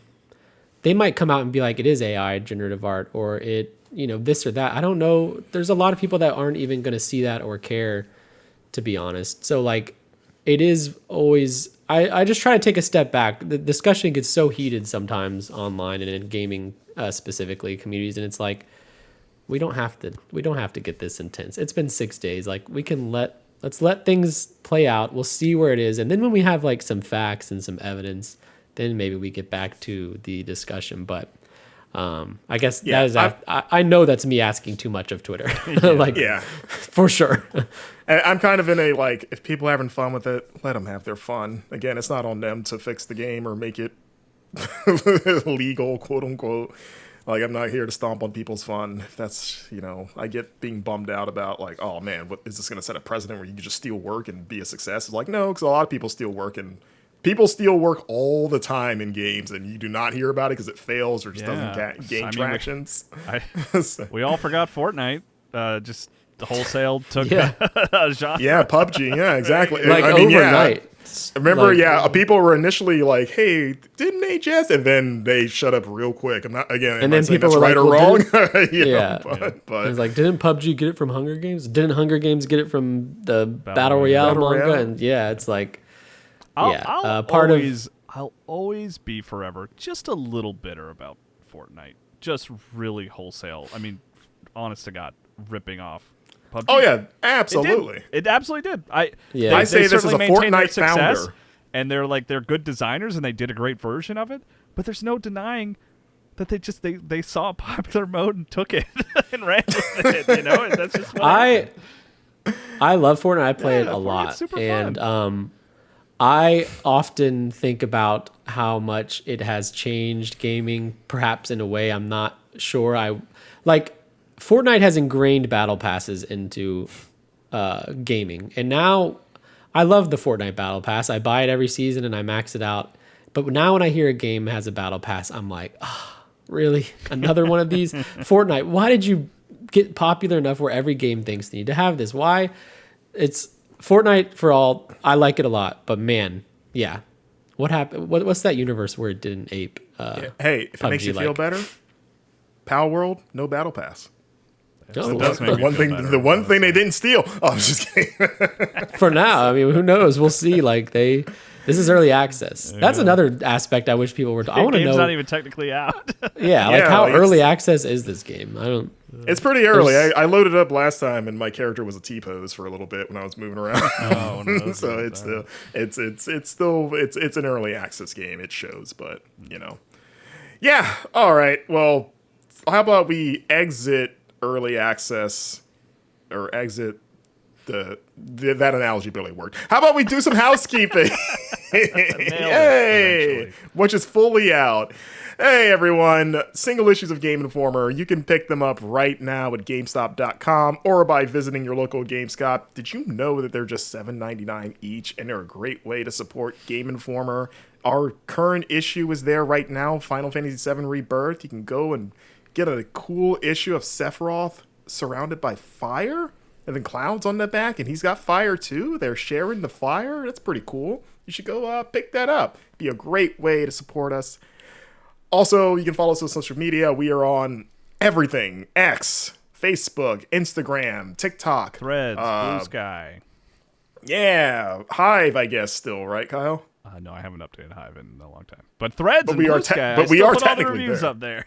Yeah, go there. So please give us a follow there to keep up to date on everything that we're doing. We also have a Twitch channel, twitch.tv/Game Informer. We are streaming our latest Super Replay series, The Legend of Zelda Majora's Mask, playing it from front to back. That one's been really popular, Kyle. I don't know if you've seen, but that's been doing well. I've been looking forward to it every week. I love that game. Marcus has never played that game, so it's been fun to just kind of, be in the back seat and try not to give him too many hints about puzzle solutions.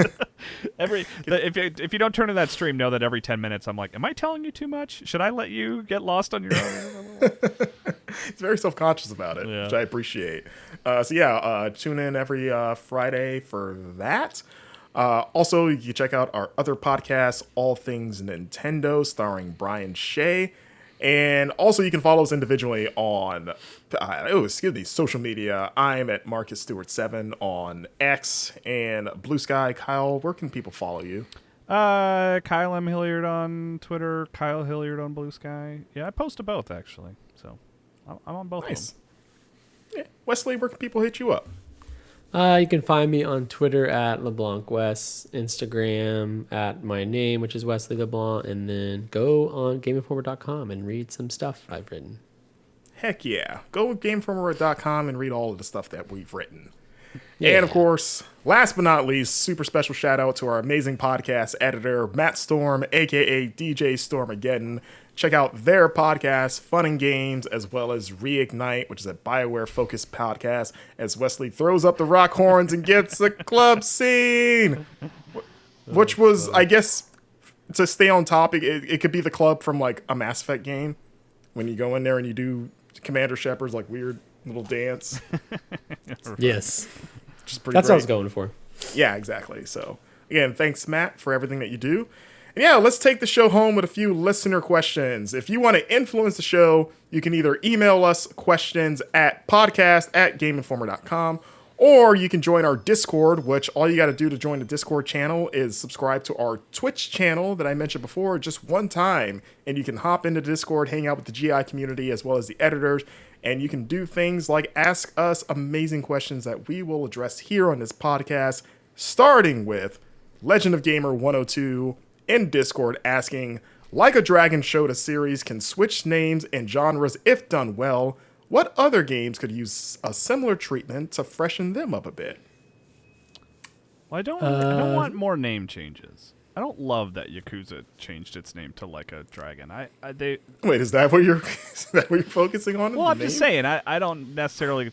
I don't know if they were successful at that part of it. Honestly, because we still we always pause when we call it two names all the time. And it's like, wait, are you talking about 7 or are you talking about the series? So I'm just saying I don't know if they were successful there. But genre flipping, that part's interesting. Yeah. I mean, Final Fantasy should go from action combat to turn-based combat.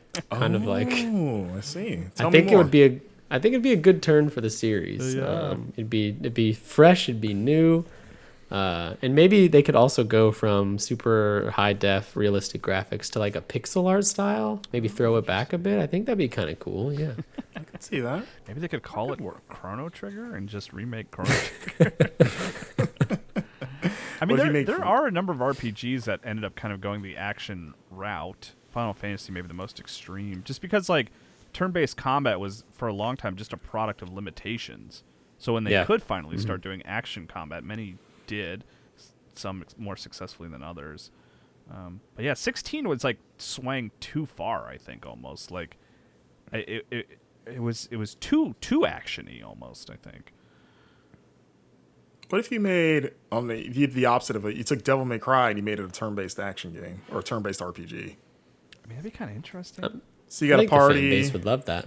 Yeah, you got a little party of Dante and Virgil and Trish, and then you select commands, but you have to select commands in a stylish way because you're still getting graded at the end of your battles. So you can have like an S-ranked turn-based battle.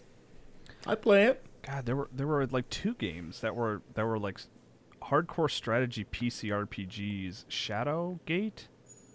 Is that what I'm thinking of? That like they had one entry that were multiplayer first-person shooters.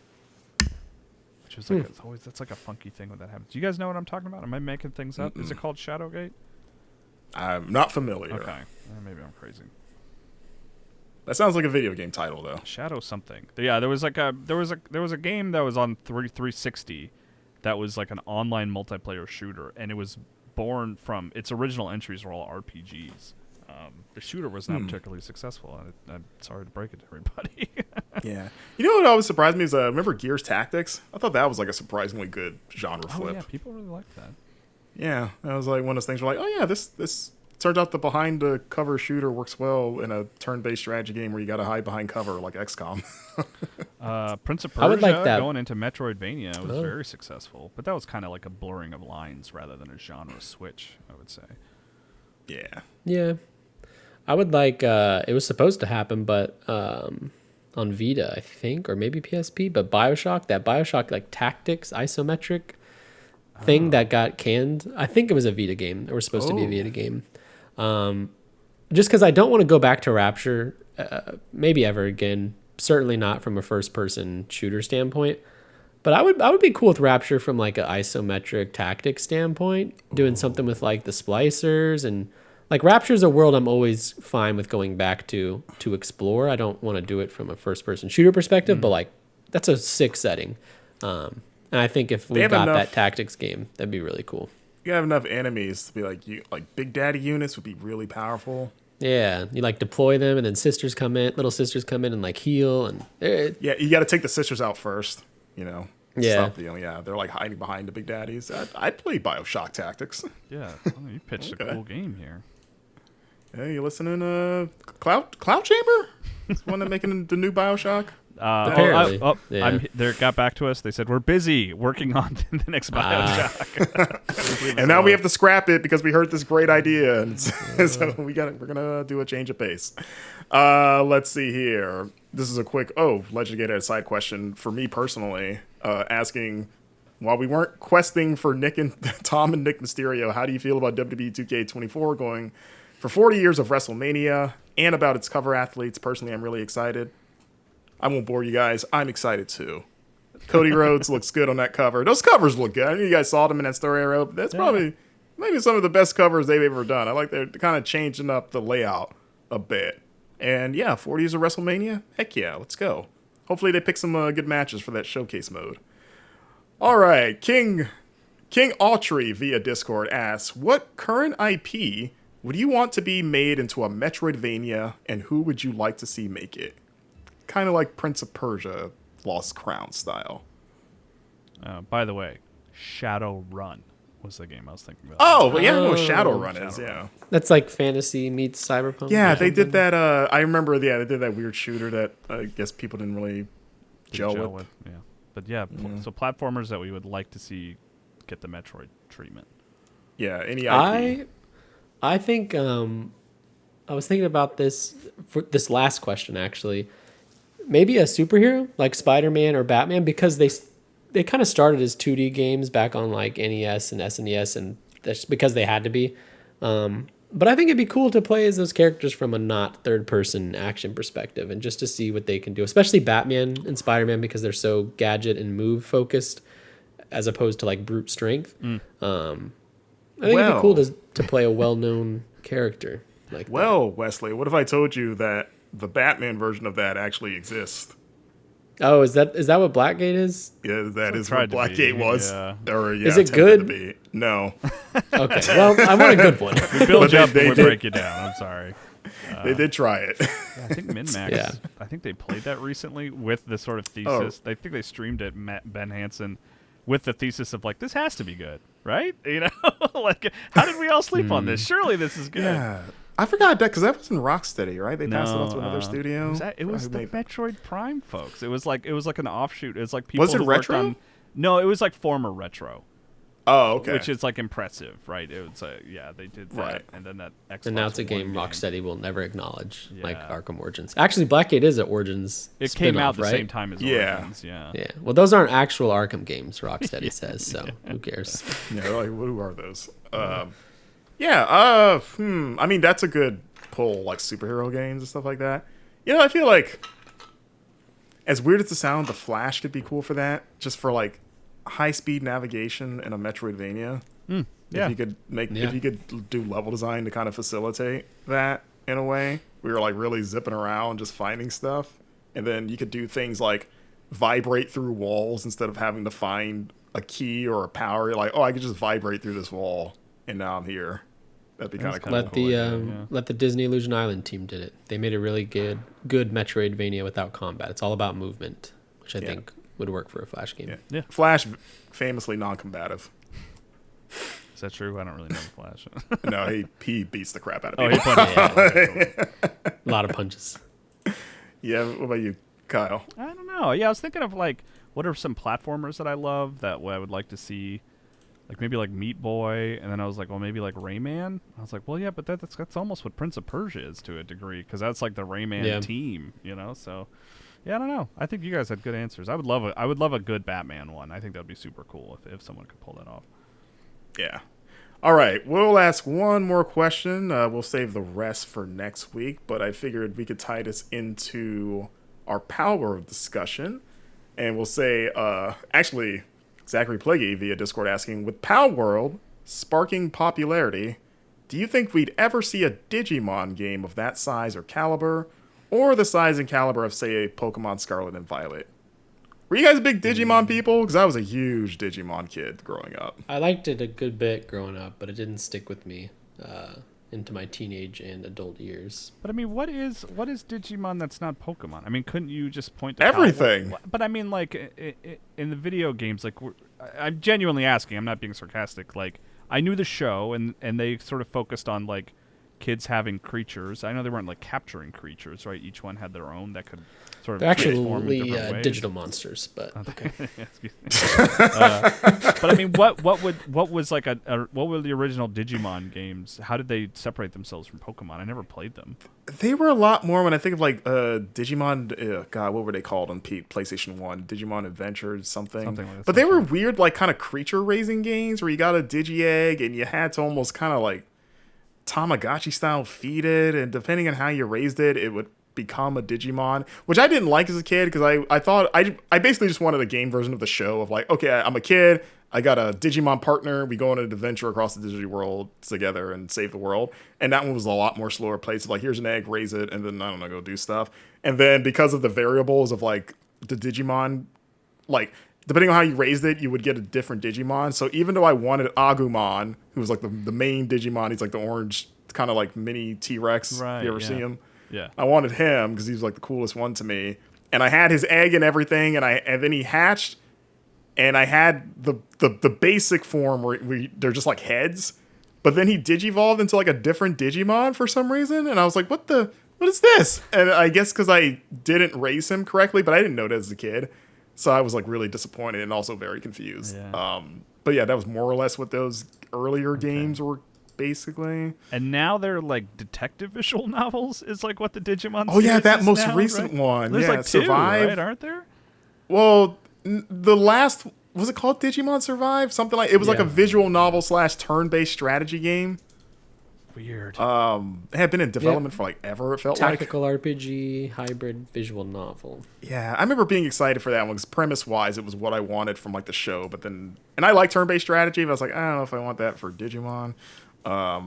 So to answer your question, I don't know if Digimon has the popularity and like the money to do something the scale of like Scarlet Violet or Palworld, but I guess Pocket Pair is like an indie studio, so I mean, I'm not saying they didn't have like some cash behind them, but I mean, they made that happen. But I don't know. I don't know what the state of Digimon is in terms of like overall popularity. Like, is it still like enough of a thing? Yeah. To warrant a giant game like that? I would like to think so, because I've always been more of a Digimon guy than a Pokemon guy, just because I think the anime's better.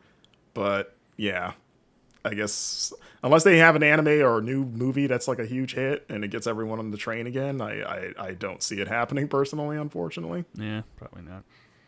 Yeah. But yeah, we'll keep dreaming as we wind this episode down and think about all of our unrealized Digimon fantasies. Thanks for watching, everyone. Kyle, Wesley, thanks for joining us and lending us your amazing presences as usual. Presences? Presences. Anytime. Parentheses. Oh, there we go. One lap. More hearts for the road. And thanks for watching, guys. We will see you next Thursday for another episode of the Game Informer Show. Bye-bye. Bye.